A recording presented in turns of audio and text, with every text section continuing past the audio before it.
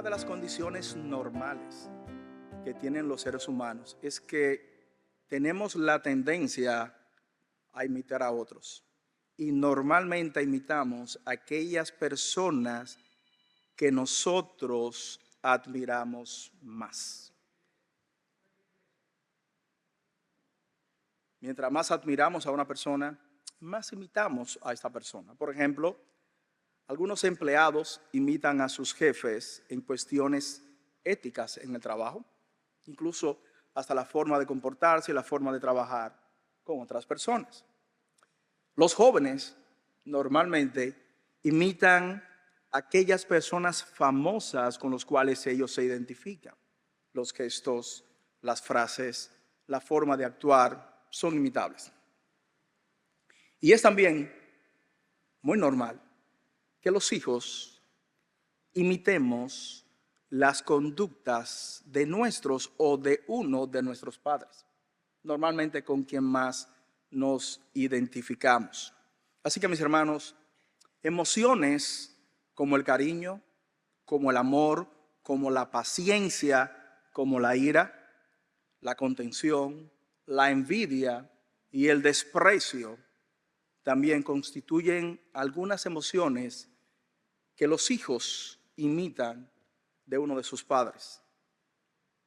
Pero conductas tales como la obediencia, el amor por la lectura, el amor por la palabra, su devoción al Señor, su dependencia ante Dios, también son conductas que nuestros hijos pueden imitar. ¿Implica esto? Que sobre los padres pesa cómo estamos moldeando el carácter de nuestros hijos. Y eso implica también para ti y para mí, mis hermanos, como pueblo del Señor, qué conducta estamos moldeando sobre otros y cómo también nos dejamos moldear por la conducta de aquel que es perfecto, de Cristo Jesús, Dios mismo. Y es por esto que Pablo justamente dice, escribiendo en 1 Corintios capítulo 11, versículo 1, sed imitadores de mí como yo de Cristo. Cristo, Dios hecho hombre. Y quiero que me acompañen en sus Biblias a un texto en la Escritura que demanda del creyente imitar al Rey de Reyes y Señor de Señores. Y a medida que vamos caminando juntos a través de este profundo pasaje, quiero que tengan en cuenta lo que es la doctrina de la santidad, justamente el tema del cual vamos a estar tratando en la mañana de hoy. Quiero que vayan en sus Biblias a Primera de Pedro, capítulo 1. Estaremos viendo ahí los versículos 14 al 16. Primera de Pedro, capítulo 1, versículos 14 al 16. Ahora, quiero hacer una aclaración, mis amados hermanos. Lo que estaremos viendo hoy no es legalismo, es cristianismo. En ningún momento van a escuchar de mis labios, Dios me perdone si es así. Estoy tratando de colocar un modo diferente de salvación. No nos vamos a ganar la salvación porque andemos por estos caminos. Ahora, la evidencia de que somos salvos es porque andamos en santidad, ¿ok? Toda la Escritura, Antiguo Testamento, Nuevo Testamento, demuestra que la fe, que la salvación es solo por fe y a través de Cristo. Sola fide, solus Christus. Así que no voy a establecer ningún fundamento diferente a lo que la palabra de Dios establece de manera directa. Y mientras caminamos juntos, quiero que tomes en conciencia que tú y yo somos embajadores de Cristo, responsables de presentar ante los demás la imagen gloriosa misma de nuestro Salvador. Por lo tanto, quiero que vayas en tu Biblia, quiero que vayas a la inerrante, infalible, toda suficiente e inmutable palabra de Dios en Primera de Pedro, capítulo 1, versículos 14 al 16. Y el título del texto del sermón de esta mañana es la santidad de Dios en la vida del cristiano. La santidad de Dios en la vida del cristiano. Quiero iniciar leyendo el texto directamente y conforme caminamos en el pasaje, quiero que veas los claros mandatos del Señor, dado directamente a sus hijos obedientes. ¿Por qué? Porque debemos de vivir apartados del mundo, mis hermanos. Y debemos también de vivir apartados de los deseos carnales que batallan, contra los cuales nosotros constantemente debemos de hacer la guerra.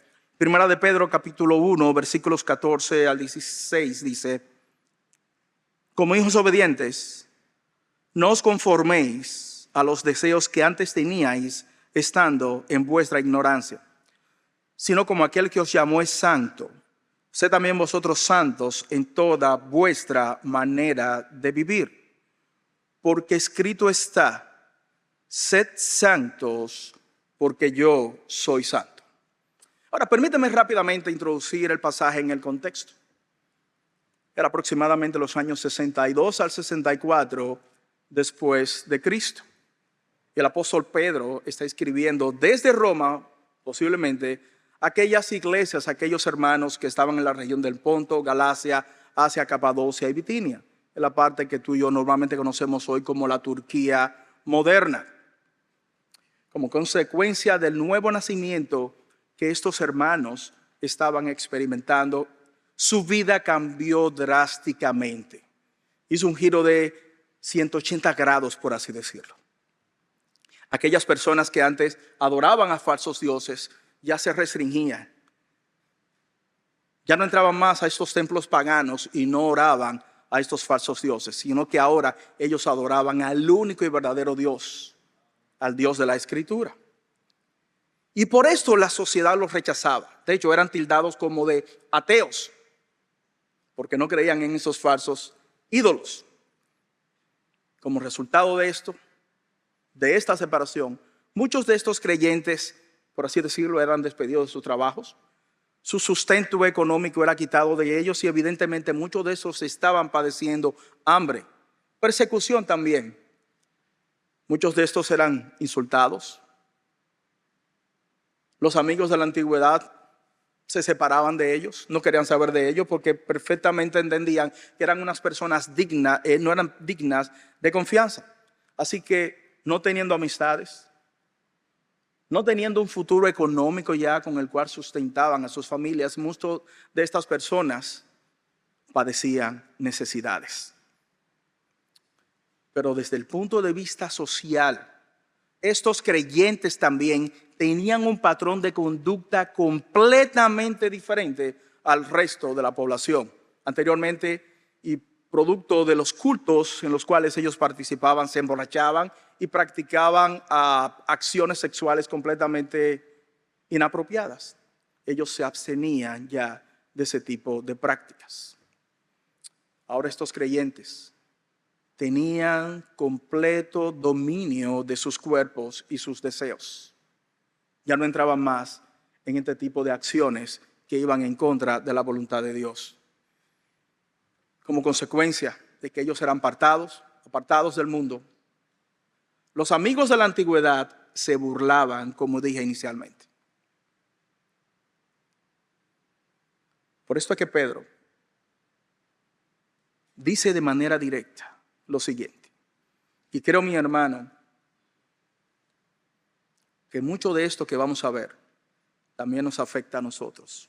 Muchos de estos textos se aplican a ti. Y lo que vamos a ver ahora, evidentemente, es posible que tú hayas pasado por este camino.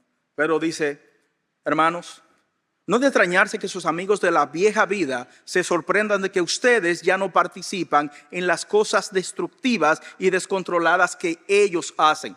Por eso los calumnia.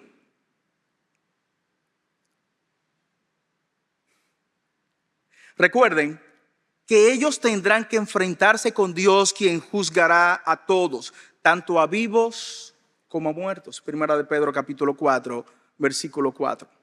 Y es que ante todo este sombrío escenario de desgracia que ellos vivían, mis hermanos, el texto inspirado por Dios nos alienta a ellos y a nosotros también a que no importa que seamos perseguidos por nuestra fe en Cristo, debemos de mantener una conducta limpia y digna de aquellos que hemos sido llamados por el Señor como su hijo. El texto también nos enseña que no importando las escaseces temporales económicas que nosotros estemos padeciendo, recordemos que las riquezas reales son riquezas celestiales destinadas para los que son hijos de Dios. Y en el futuro estaremos disfrutando de esto como creyentes. Por lo tanto, Pedro los anima a poseer su esperanza, a colocar su fundamento de esperanza en las realidades futuras de los cuales ellos participarían. Y este trasfondo, mi hermano, afecta también, como dije inicialmente, a ti y a mí en estos días. Justamente en estos días en el cual estamos viviendo y de manera directa en este mes en el cual estamos viviendo de diciembre, es posible que muchos de nosotros seamos llamados a participar de algunas fiestas y algunos eventos que quizás no sean tan puros. Entonces, mis hermanos, es prudente justamente que si estamos celebrando, como llamamos, la Navidad, celebremos la Navidad de una forma bíblica, como el Señor demanda de nosotros. No llenarnos de fiestas,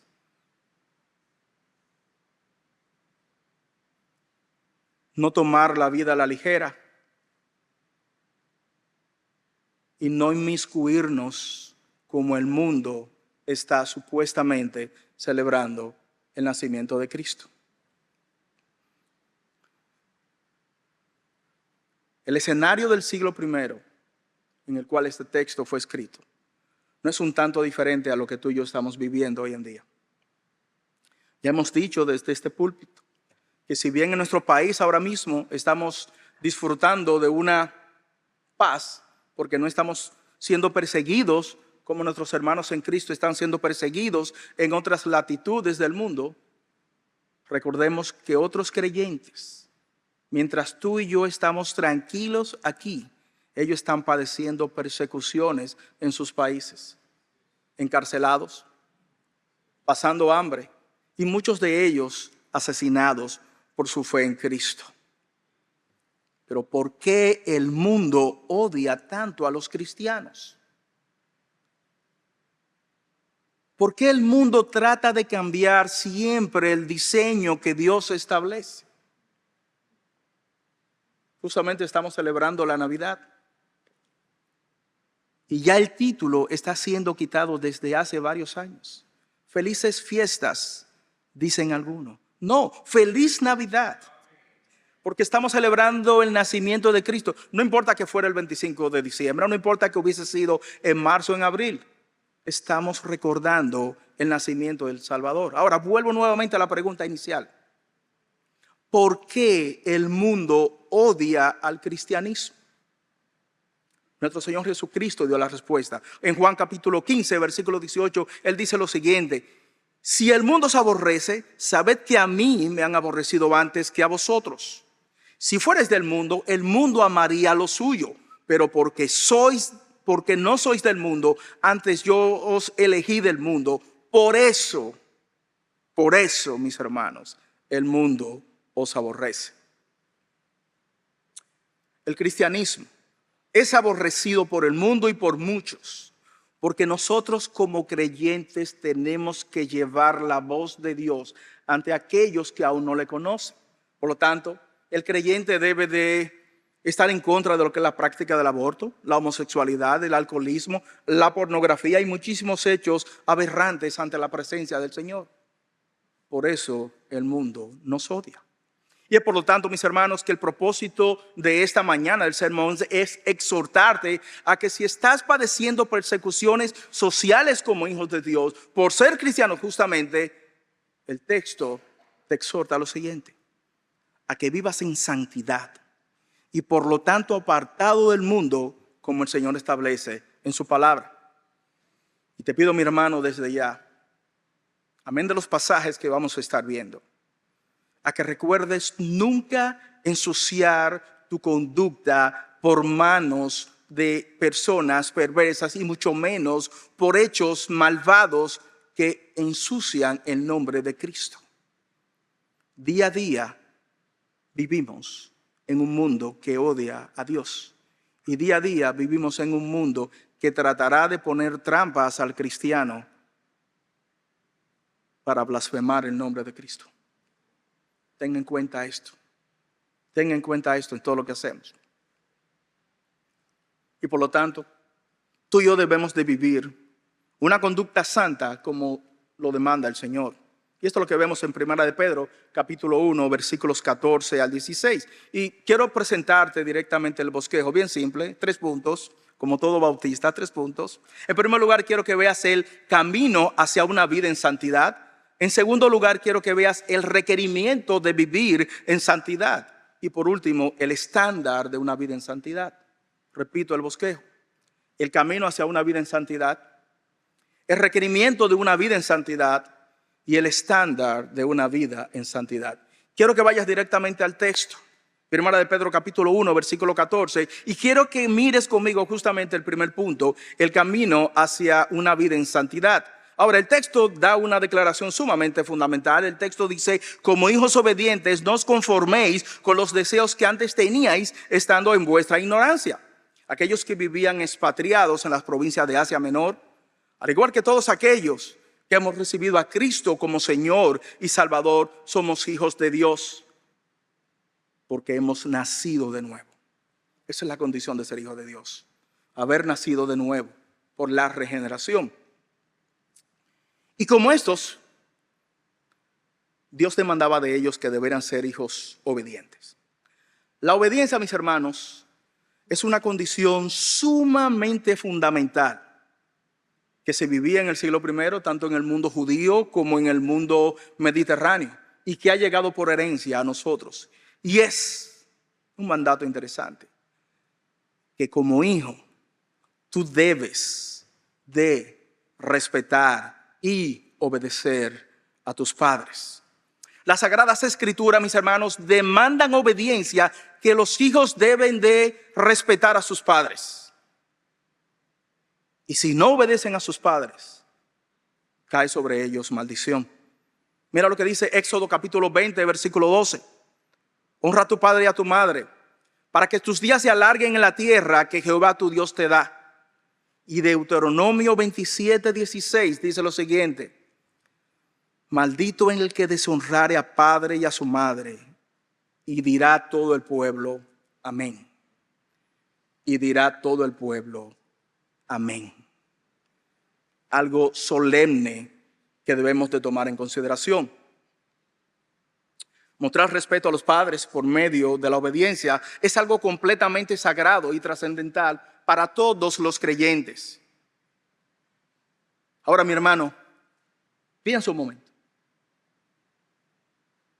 Si los textos bíblicos nos mandan a honrar a nuestros padres y a nuestras madres, imagina tú ahora el peso de responsabilidad que cae sobre nosotros, teniendo a Dios como Padre y obedeciéndole a Él.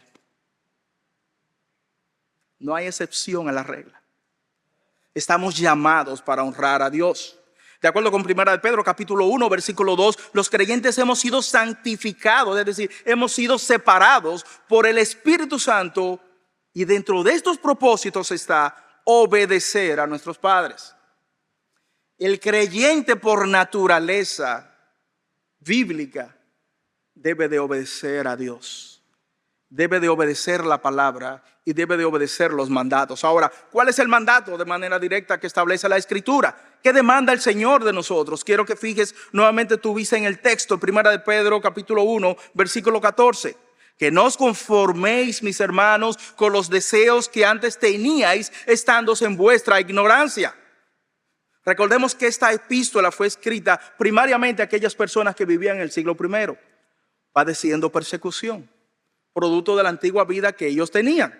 Ellos antes se emborrachaban, tenían deseos sexuales incontrolables y practicaban comúnmente la idolatría. Era algo completamente común en aquellos días.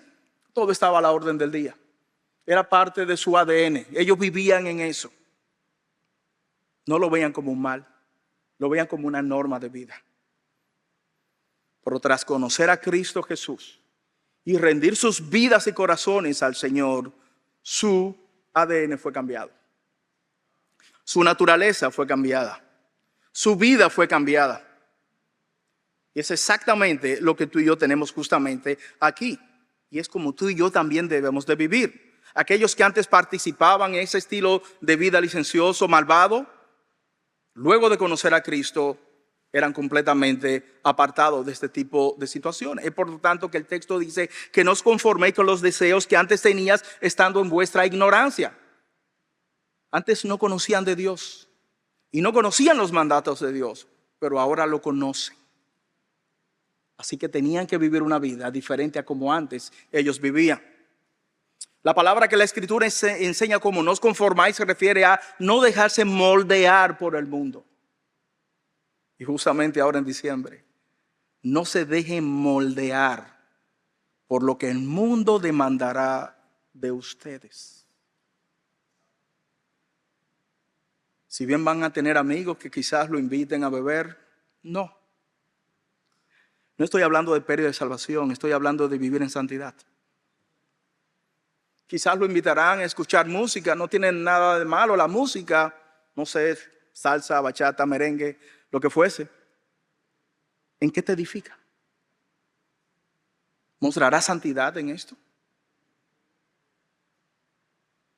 Yo sé que muchos se abanderan de la libertad cristiana, pero lamentablemente con esa libertad que ellos enarbolan llegan al liberalismo y cruzan la línea. De nuevo, no es legalismo, es cristianismo, mi hermano. Cuando el texto dice que no se deben moldear, se refiere a no deben adaptar la misma forma o apariencia que ellos tenían en un sistema pecaminoso que su vida exhibía. No os conforméis a los deseos significa no dejarse moldear por la corriente pecaminosa de este mundo. Y por tanto, si querían vivir un cristianismo genuino, deberían estar contrario a la vida pagana que ellos anteriormente vivían, a esos deseos engañosos. Y es lo que el texto dice, no se dejen moldear por esto. Cuando un texto como este enseña que tú y yo no debemos de dejarnos moldear por el mundo, se refiere a que no debemos de seguir los deseos que antes teníamos, siendo ignorantes a la palabra de Dios. Tú y yo ahora somos nueva criatura, por lo tanto debemos de vivir conforme a esa nueva naturaleza. Ahora, vamos a ser completamente honestos, mis hermanos. Esta triste realidad, todavía algunos creyentes batallan con ella, luchan constantemente con ella. Y a veces cae el creyente. Y a veces baja los brazos. Y a veces considera que no tiene fuerzas para seguir luchando. Pero 1 Corintios justamente enseña lo contrario en el versículo 13. Dice el texto, no ha sobrevenido ninguna tentación que no sea humana. Pero fiel es Dios, que no os dejará ser tentado más de lo que podáis resistir, sino que también dará juntamente con la tentación la salida para que podáis soportar. Lo que el texto quiere decir es que por lo que tú estás pasando en este preciso momento, que tus brazos están caídos y que no tienes fuerza, otros creyentes ya han pasado por ahí. Y Dios permitió que ellos tuvieran victoria. ¿Por qué a ti no? ¿Por qué a ti no, mi hermano? Sigue batallando justamente y camina el camino que debes de caminar. Ahora considera lo siguiente. Este mundo completo está en contra del creyente. Está en contra de Dios y de los hijos de Dios. La iglesia en este punto de manera directa. Y esto es una batalla sangrienta. Y esto es una batalla que libramos todos los días. Y esto es una batalla justamente que en algunas ocasiones, como dije inicialmente, el creyente cae. Pero debe de levantarse otra vez. Pedir perdón al Señor por su pecado. Pedir todas las fuerzas para continuar viviendo una vida como debe de vivir. Tú no eres el único que está batallando con algún pecado. Muchos creyentes han batallado con el pecado. Quiero mostrarte un ejemplo bíblico de un hombre de la fe que conocemos, que admiramos mucho, que guiado por el Espíritu Santo fue la persona que escribió casi la mitad de los textos del Nuevo Testamento, el apóstol Pablo. Casi en el ocaso de su vida, cuando escribe la obra magna del libro de Romanos, él dice lo siguiente, Romanos capítulo 7, versículo 14. Pero sabemos que la ley es espiritual, mas yo soy carnal, vendido al pecado, porque lo que hago no lo entiendo. Pues no hago lo que quiero, sino lo que aborrezco, eso hago. De manera que ya no soy yo quien hace aquello, sino el pecado que mora en mí. Y yo sé que en mí, esto es en mi carne, no mora el bien. Porque el querer hacer está en mí, el bien, pero no el hacerlo. Porque no hago el bien que quiero, sino el mal que no quiero, eso hago. Y si hago lo que no quiero, ya no lo hago yo, sino el pecado que mora en mí. Y mis hermanos, esto no es una excusa para pecar, porque podemos decir, si Pablo pecó, yo puedo pecar. No, esto no es una excusa, es una radiografía exacta de tu condición caída. Batallamos con nuestra carne, batallamos con el pecado y muchas veces hacemos el mal que no queremos porque nos dejamos dominar por la carne. Pero los que están en Cristo son nueva criatura, por lo tanto hay esperanzas para ellos. Libra la buena batalla, mi hermano. Arrodíllate al Señor, pide perdón por tus pecados y continúa batallando en este mundo. Viviremos en esta batalla hasta que Cristo venga a buscar a su iglesia o Él nos llame a su presencia a través de la muerte. Esto es una batalla sin cuartel, no se acabará en esta vida. Algunos de los hermanos que se han parado en este púlpito, el pastor Pedro lo ha dicho también, y quizás son palabras que no dan esperanza, pero sí dan esperanza. Él dice, y lo cito, el creyente está o en una prueba, o está saliendo de una prueba, o está entrando en una prueba. Lo que implica que en todo momento vamos a estar en una prueba. Nuestra fe estará siendo probada. Como tú batallas esa lucha. Como dije inicialmente, esta realidad no es diferente a lo que vivían los hermanos a quienes esta epístola fue dirigida. Por lo tanto, Pedro escribe a estas iglesias estos mandatos, implica que él sabía de manera directa que esta iglesia estaba batallando con la carne, contra la carne, porque es una condición humana que siempre vamos a estar batallando con nuestra carne. Primera de Pedro capítulo 2 versículo 11 dice lo siguiente: amados, yo os ruego como a extranjeros y peregrinos que se abstengáis de los deseos carnales que batallan contra el alma. Otra traducción lo dice de la siguiente manera: queridos hermanos, les pido que si ustedes fueran extranjeros y estuvieran de paso en este mundo, que se mantengan lejos de los malos deseos que luchan contra la vida. Eso es lo que Pedro está diciendo, a no bajar las guardias, sino en todo momento estar en lucha en contra de la carne. Primera de Pedro capítulo 4 versículo 3 dice lo siguiente: basta ya el tiempo pasado de haber hecho lo que agrada a los gentiles, andando en lascivias, esto es lujuria, falta de un control sexual, andando en concupiscencias, esto es un deseo incontrolable, andando en embriagueces, andando en orgías, esto se refiere a parrandas interminables, andando en disipaciones, esto es libertinaje, obscenidades y abominables idolatrías, dice Pedro. Amados míos, la vida cristiana es completamente incongruente con la vida que viven los inconversos. Piensa en esto. La manera en que tú y yo debemos de vivir en este mundo es completamente incongruente y debería ser diferente a como el mundo vive. Aquellos a quienes Dios ha hecho renacer de una esperanza viva por la resurrección en Cristo de entre los muertos, no debemos de continuar amando al mundo. Aquellos que poseemos una herencia incorruptible en este mundo, incontaminada, inmarcesible, que está reservada para nosotros en los cielos, no debemos de volver a revolcarnos en el pecado en el cual antes desperdiciábamos nuestras vidas, cuando no éramos creyentes, cuando desconocíamos la voluntad de Dios. No debemos de volver a ese tipo de vida. Aquellos que han sido rescatados de su vana manera de vivir por medio de la sangre preciosa de Cristo, no debemos de retornar a los viejos hábitos pecaminosos que controlaban nuestras vidas y nuestros deseos. Antes éramos mundanos, ahora somos cristianos. Mira lo que dice Martín Lutero, y cito: no se comporten como lo hacían antes, que nadie los vea como antes eran. Antes eran idólatras, vivían en lujurias, glotonería, ebriedad, envidia, vanidad, ira, codicia y odio. Era una vida diabólica y pagana. No eran creyentes. Caminaban este tipo de vida como los ciegos. No sabían lo que hacían.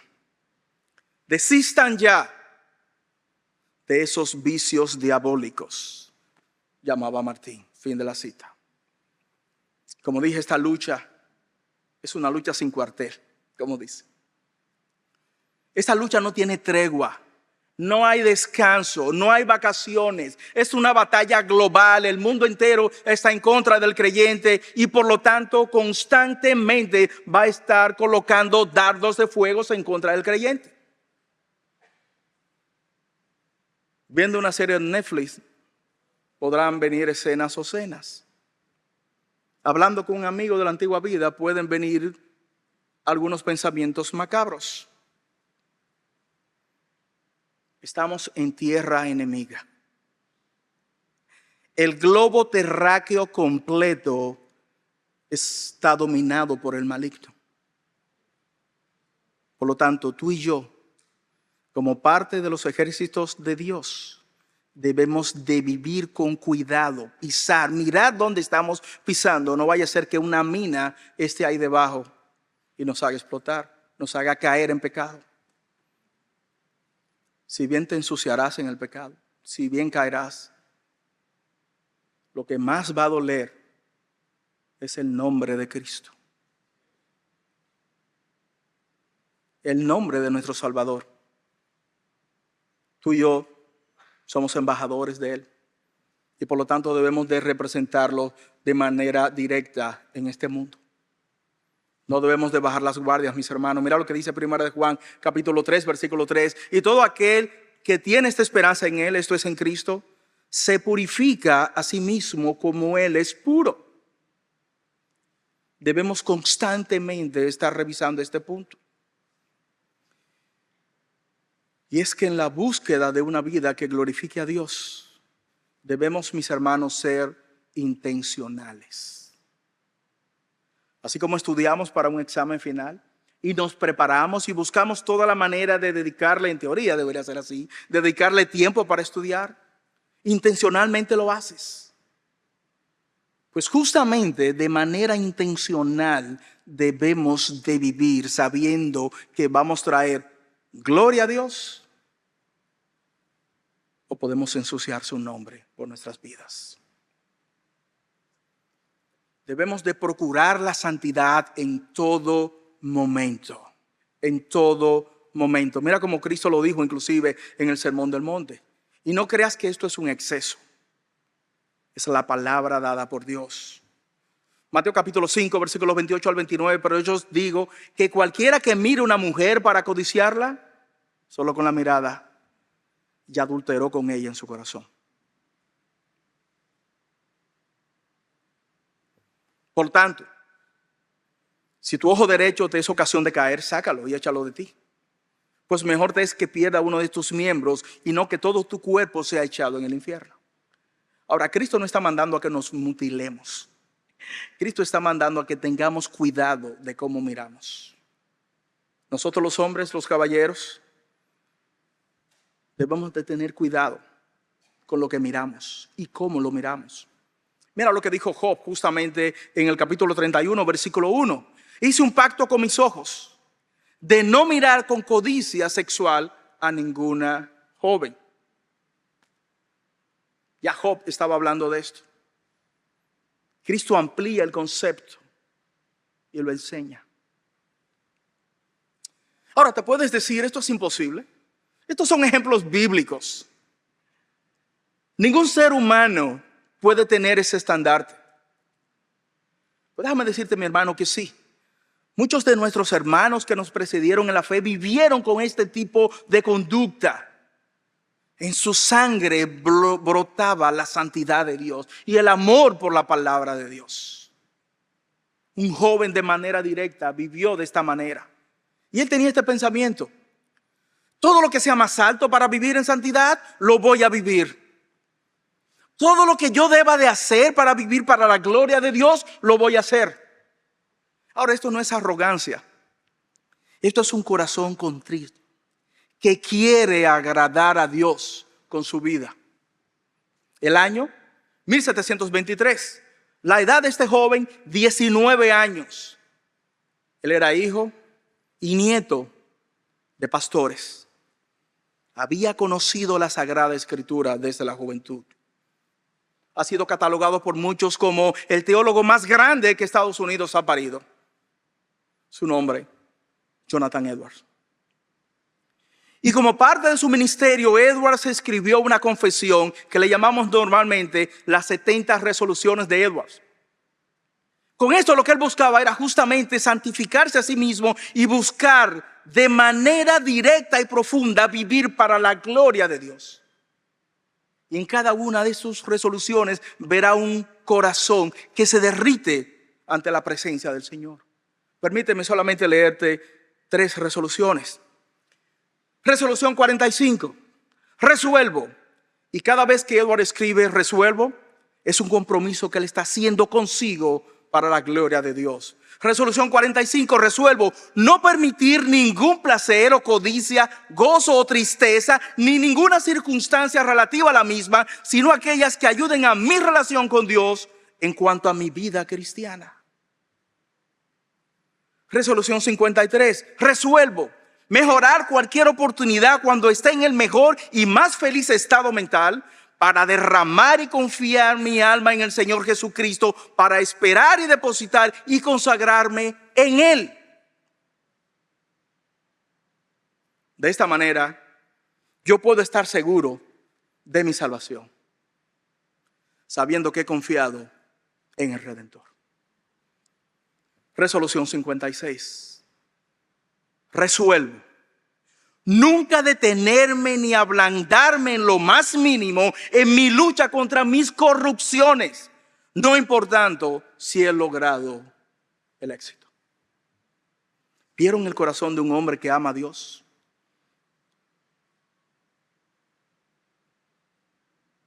Hay muchos ejemplos bíblicos, mis hermanos. Hombres de fe que vivieron antes que nosotros. Como dije, no ha sobrevenido ninguna tentación o ninguna prueba, como otros textos traducen, que no sea humana. Otros hombres ya estuvieron parados donde tú justamente estás parado en este momento. Tenemos ejemplo bíblico y extrabíblico. No somos ajenos a esto. Tal como Edward lo entendió. Todos creyentes debemos de vivir intencionalmente vidas separadas al mundo. Y es que como hijos obedientes, los cristianos, tú y yo, como creyentes, debemos de alejarnos de cualquier cosa que pueda insensibilizarnos del pecado y desenfocar nuestra vida en santidad. Aquellos que están jugando con el pecado, llegará un momento en que se insensibilicen y van a pecar. No lo verán como algo tan atroz a los ojos del Señor, sino simplemente como parte de su vida a día. Cuando vengan a ver la verdad, ya estarán colocados justamente en el lodo cenagoso. No juguemos con el pecado, mis hermanos. Separémonos justamente de esto. Ahora, ¿por qué? Porque la santidad de Dios, mis hermanos, debe de permear todas las áreas de nuestra vida. Como dice la Escritura, porque aquel que os llamó es santo, sé también vosotros santos en toda vuestra manera de vivir. Y esto nos lleva al segundo punto del sermón de esta mañana. Y en términos sencillos, mis hermanos, vamos a estar hablando ahora mismo de la santidad. La santidad simplemente consiste en una separación total. Separados de la contaminación y de la impureza que daña al individuo. La separación de lo común. La separación de lo inmundo. Un diccionario de teología define la santidad de la siguiente manera. Es el estado posicional que tienen todos los cristianos, quienes por fe han sido unidos con Cristo, cuya perfecta justicia se le imputa. Eso es la santidad. Y R.C. Sproul dijo lo siguiente: la Biblia nos llama a ser santos porque hemos sido consagrados a Dios. Hemos sido separados, hemos sido llamados a una vida que es diferente. La vida cristiana es una vida no conformista. Fin de la cita. Esta idea de no conformista está en la Escritura. Romanos capítulo 12, versículos 1 al 2 dice lo siguiente: así que, hermanos, os ruego por las misericordias de Dios que presentéis vuestros cuerpos en sacrificio vivo, santo, agradable a Dios, que es vuestro culto racional. No os conforméis a este siglo, sino transformaos por medio de la renovación de vuestro entendimiento, para que comprobéis cuál es la buena voluntad de Dios, agradable y perfecta. En eso radica, mis hermanos, la santidad. En pocas palabras, la santidad hace referencia a una pureza moral y a una pureza ética. Una conducta, una forma de vivir, una forma de caminar en esta tierra. Amados míos, la santidad no es un estado de ánimo. No es un sentimiento de cómo yo me siento hoy, que quiero ser más santo que ayer o menos santo que ayer. No es un ritual religioso. La santidad es una conducta de vida. La santidad es una manera de vivir. La santidad es una manera de interactuar con los otros. La santidad es una manera de cómo nos relacionamos unos con los otros. Y es por esto que Primera de Pedro capítulo 1 versículo 13 dice lo siguiente: ceñid los lomos de vuestro entendimiento. En el siglo I, los hombres utilizaban como parte de su ropaje ropas largas que le llevaba hasta el piso.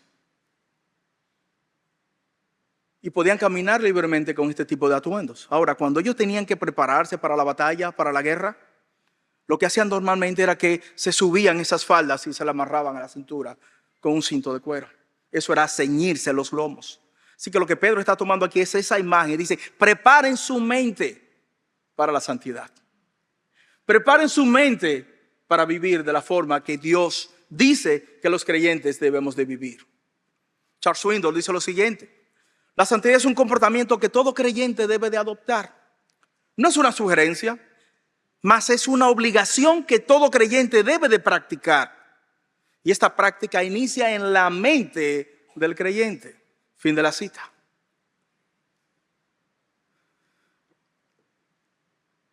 Aquel que nos salvó, aquel que nos llamó, ha colocado en nosotros un impulso natural que va hacia la santidad. Aquellos que no consideran la santidad como parte de su modo de vida, harían bien en revisar su cristianismo. Harían bien en revisarse ellos mismos para confirmar también si realmente están andando en la verdad. Quiero que observe nuevamente Primera de Pedro capítulo 1 versículo 15, por favor, en tu Biblia. Primera de Pedro capítulo 1 versículo 15. ¿Qué dice el texto? ¿Qué vemos allí? Que aquel que nos llamó es santo. Hermanos, la santidad no es un concepto filosófico. Es una actitud de vida que debe de permear toda la vida del creyente. Todo su ADN. Desde sus cabellos hasta sus pies. Vemos la santidad en el Antiguo Testamento. Es desarrollada de manera clara en el Nuevo Testamento. Y estamos seguros que continuará por las edades futuras también. En tiempo de Éxodo, el pueblo de Israel justamente fue demandado a vivir en santidad. Mira lo que dice Éxodo capítulo 15, versículo 11. Y hace la siguiente pregunta: ¿quién como tú, oh Jehová, entre los dioses? ¿Quién como tú, magnífico en santidad, terrible maravillas, hazañas, hacedor de prodigios? Salmo 99, 9 dice lo siguiente: exaltad a Jehová nuestro Dios y postraos ante su santo monte, porque Jehová nuestro Dios es santo. Una de las escenas más gloriosas que podemos ver en el Antiguo Testamento relacionada con la santidad de Dios la encontramos en el libro del profeta Isaías. Aquellos que tengan sus Biblias, por favor, acompáñenme a Isaías de manera directa, capítulo 6. No voy a desarrollar mucho el pasaje porque no es parte de la predicación, no es el punto principal, pero quiero que veas justamente la santidad de Dios en el Antiguo Testamento. Dice el texto: en el año que murió el rey Usías, vi yo al Señor sentado en un trono alto y sublime. Aquellos que quieran los detalles, refiéranse a la predicación del pastor Pedro años atrás. Él predicó de esto. Ahora mira lo siguiente. El texto dice: en el año que murió el rey Usías. Este hombre subió al trono de Israel aproximadamente en su año 16 de vida y duró casi aproximadamente 50 años de vida. Fue un rey admirado por muchos. El pueblo lo quería. Y cuando muere el rey, el pueblo llora. Hay llanto, hay lamento, hay duelo, hay luto. Ahora, lo que Isaías está enseñando aquí no fue que vio al rey Usías.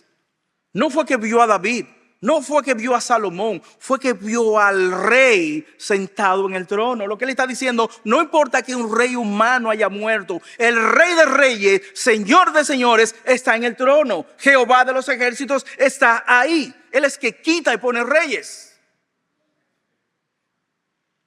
Y hay algo interesante que dice el texto: sus faldas llenaban el templo. En la antigüedad, en la coronación de un rey, se conocía el prestigio de ese rey dependiendo de los ropajes reales que llevaba. Mientras más larga era la ropa que tenía, más dignatario era, más grande era.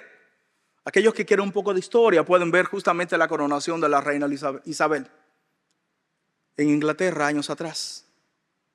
Y verán cómo ella, mientras caminaba por Westminster, pajecitos le llevaban el velo, los ropajes, porque era grande, era majestuoso.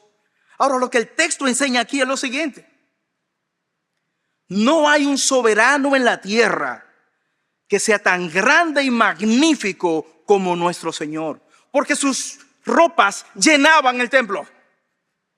No hay nadie como Él. No hay príncipe en la tierra, no hay rey, no hay presidente que se compare a la magnanimidad, a lo grande y lo soberano del Señor. Sus ropas llenaban el templo. Nadie como Dios. Y encima de él había serafines. Cada uno tenía 6 alas. Con 2 cubrían su rostro, con 2 cubrían sus pies y con 2 volaban. Ahora imagina la escena. Un ser angelical con 3 pares de alas. ¿Por qué tantas alas? ¿Se equivocó el Señor? No. Estos seres angelicales que fueron creados para estar en la presencia del Señor, para servir al Señor, no podían mirar el rostro de aquel. Era tan grande su gloria, era tan pura su santidad, que ellos no podían ver al Señor. Y Dios lo proveyó de alas para que tapara su cara. Con 2 pares de alas tapaban sus pies. Era una condición de que eran criaturas. Nadie como Jehová. Ahora, lo más impresionante del texto es que dice que estos seres constantemente decían: santo, santo, santo, Jehová de los ejércitos. En el idioma español, cuando tú y yo queremos resaltar un texto, lo ponemos en negrita, en itálica, lo subrayamos, le incrementamos el tamaño de la letra para llamar al lector y decir, aquí hay algo impresionante. Pues justamente lo que dice en el idioma hebreo es esto. Cuando se repite un término es que quiere denotar un significado grande. Y normalmente la repetición es 2 veces. De cierto os digo. Cuando Cristo iba a decir algo a sus discípulos y quería indicar, pongan atención a lo que voy a decir, de cierto os digo. Lo que los serafines están viendo aquí es santo, santo, santo. No hay nadie como Él. Es el grado más superlativo. Nadie como Dios. Santo, santo, santo Jehová de los ejércitos. Y lo impresionante del texto, mis hermanos, es que los cimientos del templo retumbaban ante la gloriosa presencia del Señor.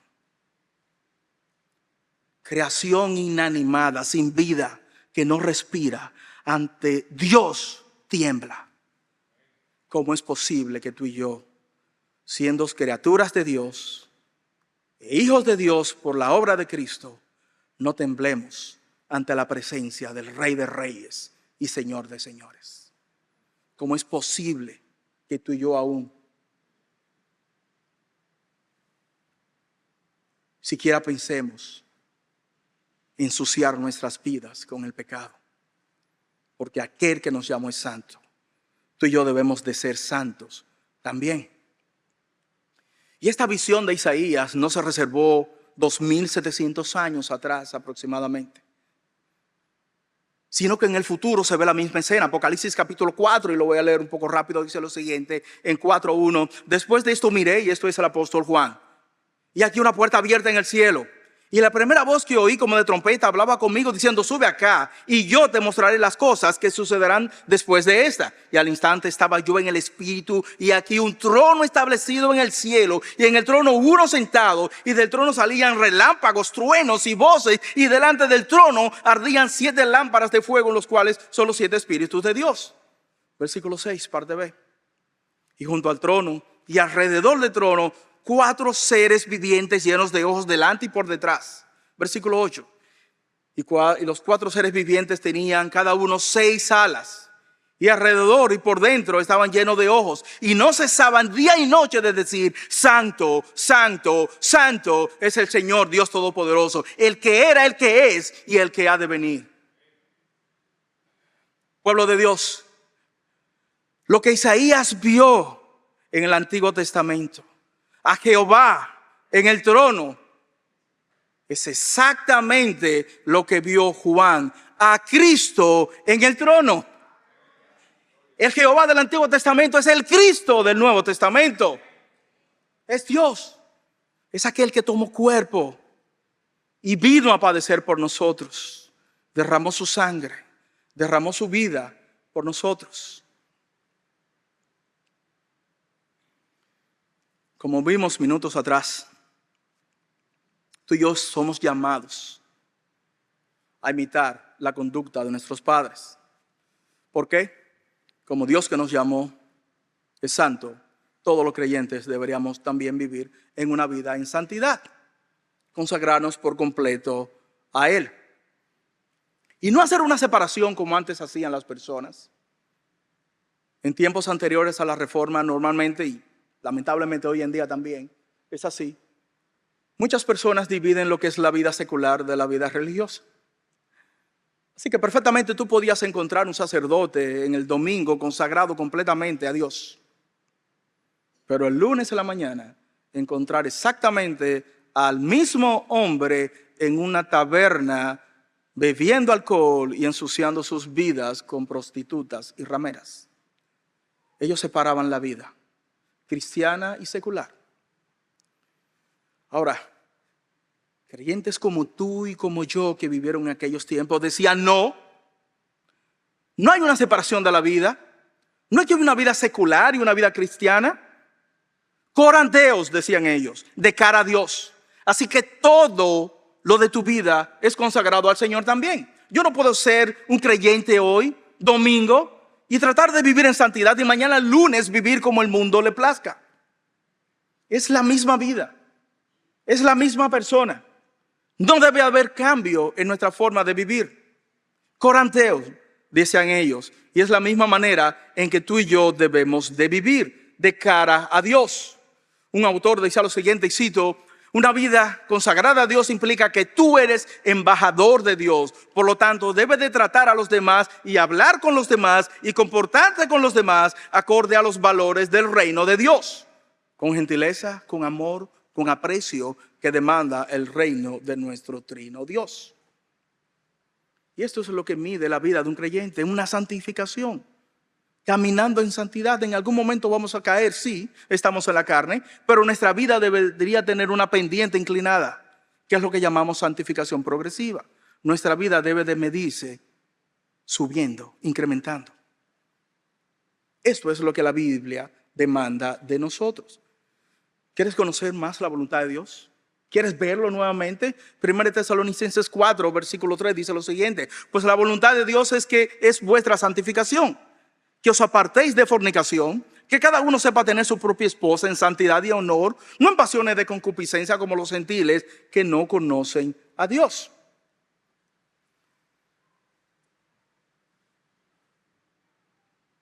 Ahora, ¿por qué este estándar?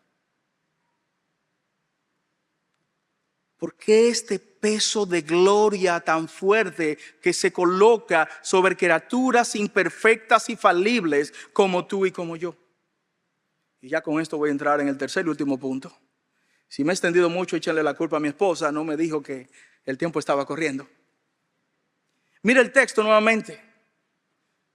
Primera de Pedro, capítulo 1, versículo 16, dice lo siguiente: sed santos, porque yo soy santo. Y ese es el estándar de la santidad, Dios mismo. Recordemos, mis hermanos, que como hijos obedientes, tú y yo debemos adorar a Dios bajo sus términos, no bajo nuestros términos, no de la manera en que yo quiera, sino como Él ha establecido. Quiero darte una ilustración rápida en el Antiguo Testamento. Levítico capítulo 10, un pasaje maravilloso relacionado con la santidad de Dios. Dice lo siguiente: Nadab y Abiú, hijos de Aarón, tomaron cada uno incensario y pusieron en ellos fuego, sobre el cual pusieron incienso, y ofrecieron delante de Jehová fuego extraño, el cual él nunca mandó.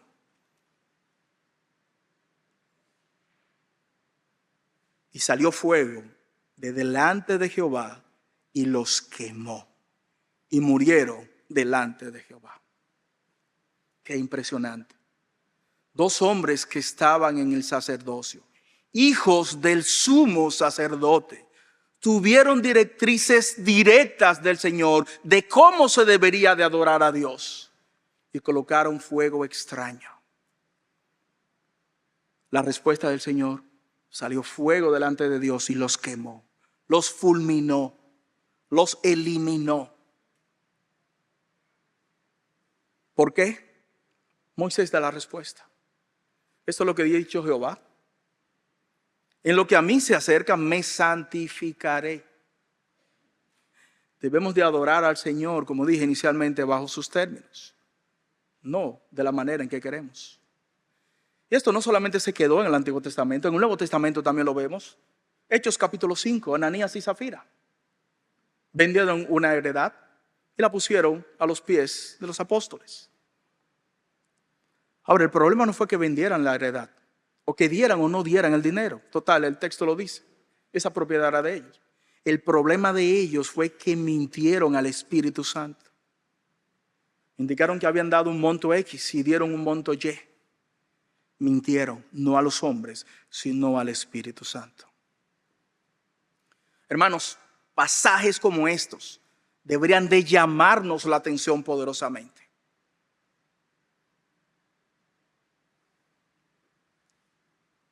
¿Con qué corazón nosotros venimos ante el Señor?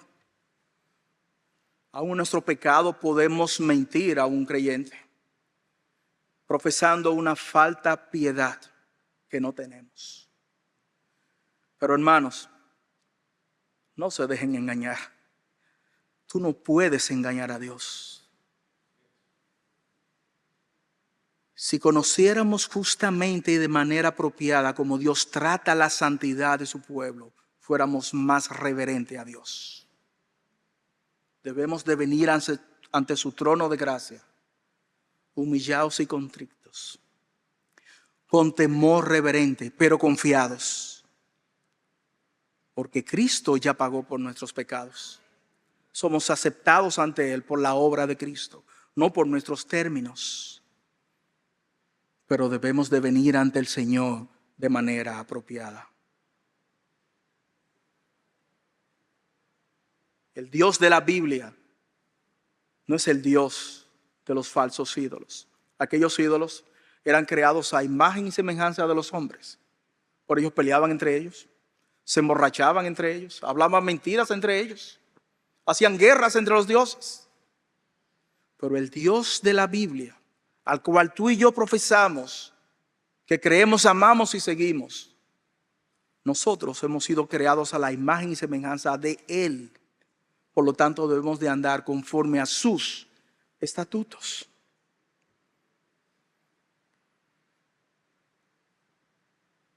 Decir que Dios es santo es reconocer que Él no tiene asociación alguna con el pecado.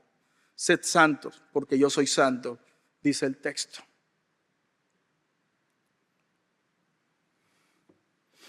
Decimos que Él es santo, porque nuestro amoroso Padre que está en los cielos es santo. Porque el Dios hecho hombre, Cristo, es santo.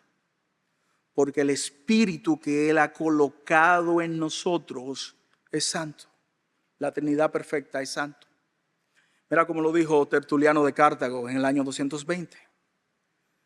Dios desea nuestra santificación, de modo que quienes somos su imagen lleguemos a tener también su semejanza, que seamos santos como Él es santo.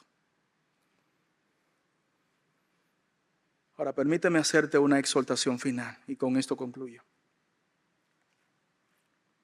Quiero recapitular, mis hermanos, que no he tratado de enseñar legalismo, sino lo que el Señor enseña en su palabra. Cómo su pueblo debe de andar en santidad en este mundo lleno de pecado.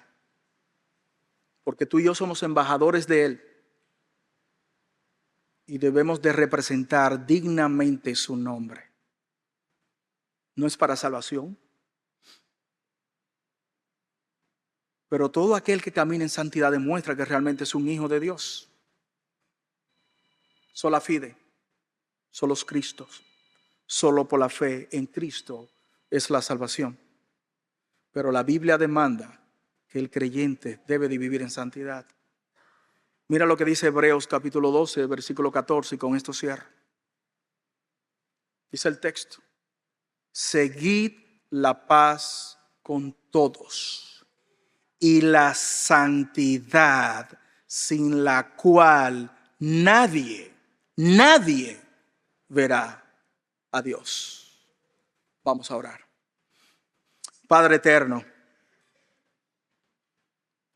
tu pueblo, tu iglesia bautista cristiana, Señor, está postrada ante tus pies.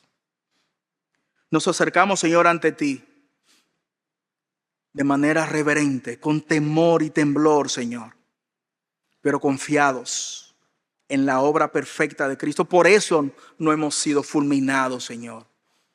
Por eso podemos pararnos en el púlpito, abrir la Biblia, estudiarla de manera pública. Por la obra de Cristo. Tú eres santo, Señor. Reconocemos que tú eres excelso, tú eres lo más puro que puede existir. Infinitamente santo. Y tú mandas que tu pueblo, Señor, sea santo.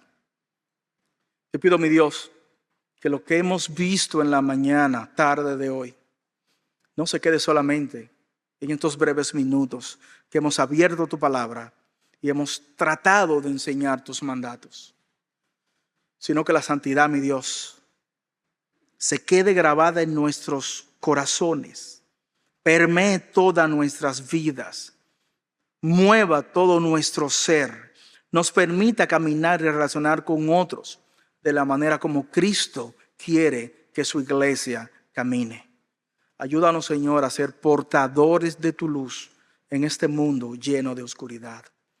Ayúdanos, Padre mío, a ser santos, porque tú eres santo. Amén y amén. Bendiciones, mis hermanos.